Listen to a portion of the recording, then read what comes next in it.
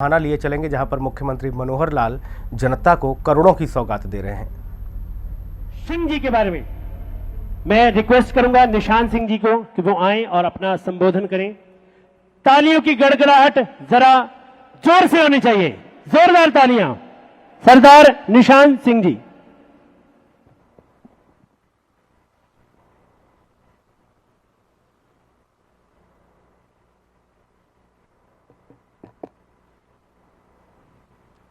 आज इस बहुत भव्य समागम में हमारे बीच में मौजूद प्रदेश के बहुत ही ओजस्वी माननीय मुख्यमंत्री चौधरी मनोहर लाल खट्टर साहब, हमारे बीच में मौजूद हरियाणा के डिप्टी चीफ मिनिस्टर आदरणीय चौधरी दुष्यंत चौटाला जी, आदर के योग कैबिनेट मंत्री चौधरी देवेंद्र सिंह बबली जी, आदर के योग member of parliament madam Sunita Duggal ji, हमारे बीच में मौजूद फतेहाबाद के विधायक आदरणीय चौधरी दूड़ाराम जी, हमारे बीच में मौजूद रतिया के विधायक श्री लक्ष्मण नापा जी, आदर के योग शमशेर खरकड़ा जी, हमारे जननायक जनता पार्टी के जिला फतेहाबाद के प्रधान श्री सुरेंद्र लेगा जी, फतेहाबाद जिला के भारतीय जनता पार्टी के अध्यक्ष श्री बलदेव सिंह गुरुआ जी, मांचा सीन, सभी सम्मानित साथीगण जितने भी हमारे सामने मौजूद हैं, जगह जगह से आए हुए मेरे बहुत ही आदर के योग भाइयों और बहनों, आज हमारे बीच जिले को बल्कि मेरी सिरसा लोकसभा को मैं तो कहूंगी कि बहुत यहां पर आज सौगात देकर जाएंगे। इन्हीं उम्मीद के साथ आप लोगों ने अभी देखा कि किस तरह से चिरायु आयुष्मान भारत जो है वो केंद्र सरकार की योजना है, लेकिन उसके अंदर भी अंत्योदय के माध्यम से कुछ सोचकर माननीय मुख्यमंत्री जी ने उसको चिरायु हरियाणा के नाम से जो आगे बढ़ाया है, ये केवल उनके विचार से ही संभव है। अंत्योदय में उन्होंने काम किया और इस विचार को आगे बढ़ाया।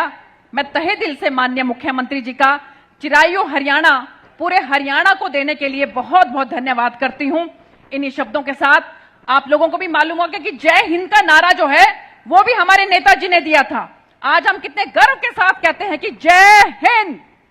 आप पीछे पीछे बोलिए, जय हिंद, जय हिंद, जय हिंद।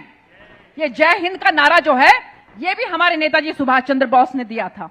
तो इन्हीं शब्दों के साथ आपका बहुत बहुत धन्यवाद। जय हिंद, जय भारत, भारत माता की। बहुत बहुत धन्यवाद। बहुत बहुत धन्यवाद सांसद महोदया। तालियों की गड़गड़ाहट कम प्रतीत हो रही है, जोरदार तालियां बजा दीजिए। माताएं बहनें केवल प्रयास कर रही हैं, भाइयों के हाथ क्यों बंधे हैं मुझे पता नहीं। जोरदार तालियां बजा दीजिए। और आपकी इन्हीं तालियों की गड़गड़ाहट के बीच में मैं बुलाना चाहूंगा आज के इस कार्यक्रम के आयोजक वे पंचायत वे विकास मंत्री हमारे हर दिल अजीज हमारे बड़े भाई श्री देवेंद्र सिंह बबली जी को। वो आए और हमारे बीच में अपना संबोधन प्रस्तुत करें। भारत माता की।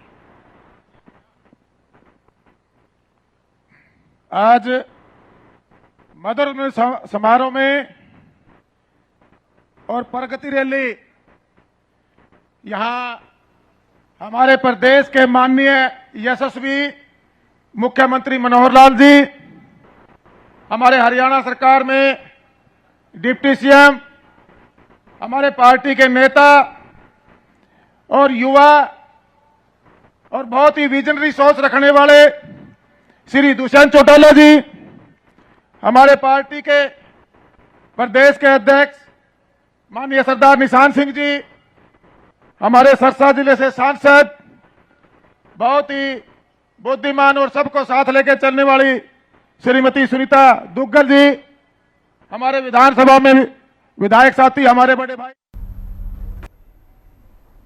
नाम मेरे पास बहुत लंबी सूची है। उपस्थित मंच पर विराजमान सभी हमारे वरिष्ठ नेतागण,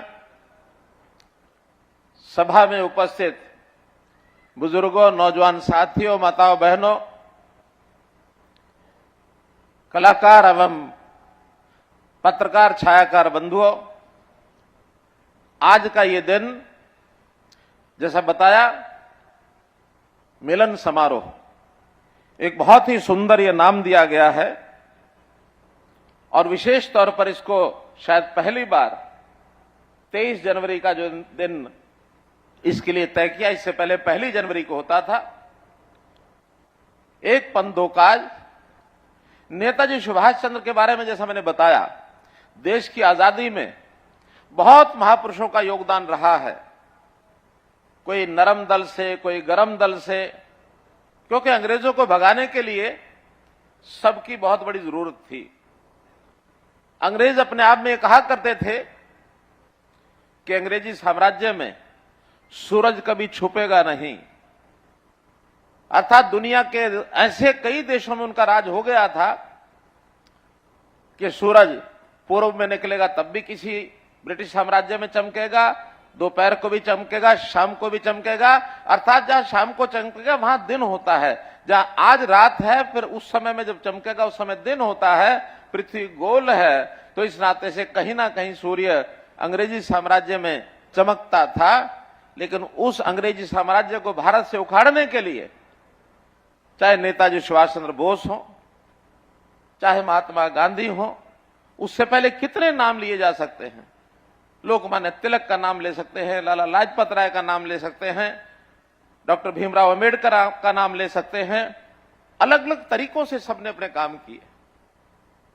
तो मैं तो यही कहूंगा कि नेताजी ने जब आईएनए के नाम से जब आर्मी बनाई थी, उस समय हरियाणा का भी बहुत बड़ा योगदान था। उसमें हजारों की संख्या में नेताजी की सेना में यहां लोग थे, भर्ती हुए थे।